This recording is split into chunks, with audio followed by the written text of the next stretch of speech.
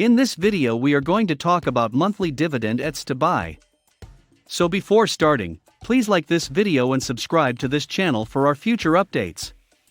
A large number of investors are keeping their eyes on the prospects of growth-oriented companies in a variety of areas, including the healthcare and technology industries, as we enter the final months of another record-setting year for the stock market. Although maintaining dividend income may result in greater returns in your portfolio over time, it is important to note that dividends can also provide a degree of stability along the way, which can assist to balance out the volatility of stock prices. Even first-time investors can now participate in a diverse range of dividend-paying companies with greater ease than they ever have before, thanks to the vast number of exchange-traded funds that are now available. It is recommended that you include these top dividend ETFs in your portfolio if you are the type of investor who is hesitant to put all of your eggs in one basket with a single growing stock and would rather take a broader strategy to income investments. Number 7. iShares International Select Dividend ETF (IDV).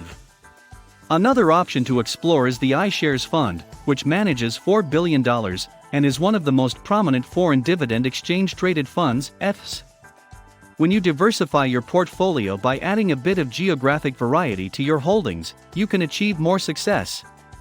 The fact that this fund has a 100% allocation to equities issued by firms based outside of the United States makes it a good complement to a portfolio that contains stocks issued by companies based within the United States. Further easing your concerns about trading the stability of U.S. blue chips for the risk of investing in unproven international names, IDV is populated by companies that you're likely to be familiar with, such as UK pharma giant GlaxoSmithKline plc (GSK), Royal Dutch Shell plc (RDSA), and British American Tobacco plc (BTI), all of which are just as stable as their American counterparts, such as Royal Dutch Shell plc. The dividend yield mentioned above means that these stocks frequently pay dividends that are much greater than the average dividend paid by the stock market. Number 6. ProShares S&P 500 Dividend Aristocrats ETF (NOBL). According to the business, by investing in companies that are regarded as dividend aristocrats, this ProShares ETF extends on the dividend growth concept and goes one step further by concentrating on companies that pay dividends to their shareholders. Those companies who have increased their dividend distributions for a minimum of 25 years in a row have proved that they not only have a strong track record as income stocks, but also have good long-term growth prospects. When it comes to water heater manufacturers, the letter AO is used to symbolize them. Larger corporations such as pharmaceutical behemoth AbbVie Inc. (AB) and fast food icon McDonald's Corporation (McD) are represented by the letter McD (AOS). When this procedure was completed, a total of approximately 65 dividend stocks were chosen, representing a modest but varied selection of companies with a long history of increasing dividend payments. Number 5. iShares Core Dividend Growth ETF (DGRO). The dividend exchange-traded fund DGRO, with a market capitalization of $20 billion, instead holds a portfolio of approximately 400 distinct equities with a history of continuous dividend growth rather than just current dividend payments. DGRO has a market capitalization of $20 billion and has a market capitalization of $20 billion. A number of struggling businesses have just recently been able to restore dividend payments that had been cut or discontinued as a result of the pandemic. It is partially offset by the fact that some of these companies, like as Apple Inc., AAPL, have a long history of dividend growth, which partially offsets the lower yield. DGRO's dividend yield is greater than the S&P 500 index's yield, which is 1.3% at the time of writing. Long-term investors will find this particularly enticing because they can expect higher dividends in future years on top of the already higher-than-average return that DGRO presently delivers. Number 4. SPDR S&P Dividend ETF (SDY). Despite the fact that it is slightly more expensive than some of the other funds on our list, the approximately $20 billion SDY fund is worthwhile in part because it, like the other funds on this list, employs a more specialized and curated approach to dividend-paying stocks, which makes it a worthwhile addition to your portfolio, despite the fact that it is slightly more expensive than some of the other funds on our list. With only around 110 components, it is less complex than the Schwab fund, despite the fact that it has the same number of holdings as the Schwab fund in terms of holdings. Current holdings of SDY do not account for more than roughly 3% of its total assets, and the company rebalances its portfolio on an ongoing basis to maintain this condition. At the top of the list are telecommunications mammoth AT&T Inc. and energy behemoth ExxonMobil Corp. XOM, with XOM topping the pack in terms of overall yield, outperforming a number of other dividend ETFs that were available at the time of publishing. Number 3. Schwab US Dividend Equity ETF, SCHD.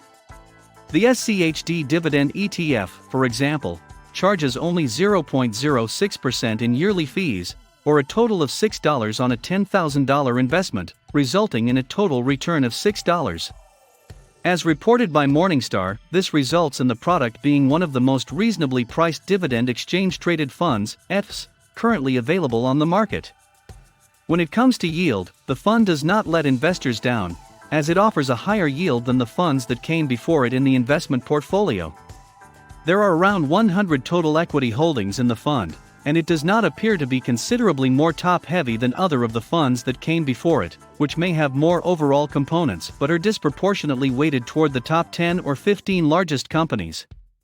In light of current market conditions, it is reasonable to assume that none of the individual companies in the SCHD portfolio is worth more than about 4% of the overall value of the portfolio, which helps to ensure that the risk profile remains relatively steady even if the yield fluctuates considerably.